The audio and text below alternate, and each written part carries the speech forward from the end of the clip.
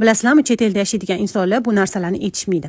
O'zi chiroyli joylarga borsa, zo'r restoranlardan ovqatlansa, shoppingli qilsa ham baribir ich-ichidan kemtik bo'lib turadi.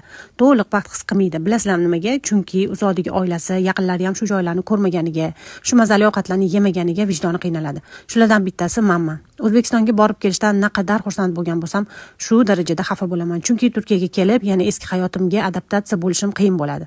Bu holat hammada shunaqa bo'lsa kerak deb o'ylardim, lekin yaqinlari, ota-onasi bilan munosabatlari yaxshi bo'lmagan insonlarda teskarisi bo'lar ekan. Mani onam bilan munosabatimiz, bir-birimizga bo'lgan mehrimiz kuchli bo'lgani uchun har safar kelib ichib qolaman. Ishtaham bo'lmaydi, arzimagan narsaga yig'lagim kelib, anchagacha o'zimga kela olmay yuraman. Balki yillar o'tsa ko'nikarman, oddiy holdek bo'lib qolar. Unisini endi vaqt ko'rsatadi. Yaxshi ham shu Instagramim bor, sizlar videolarimda ichimdagi gaplarimni aytib, xuddi psixologga borgandek bo'laman. Mehr, e'tibor uchun va videoni oxirigacha ko'rganingiz uchun kattakon rahmat.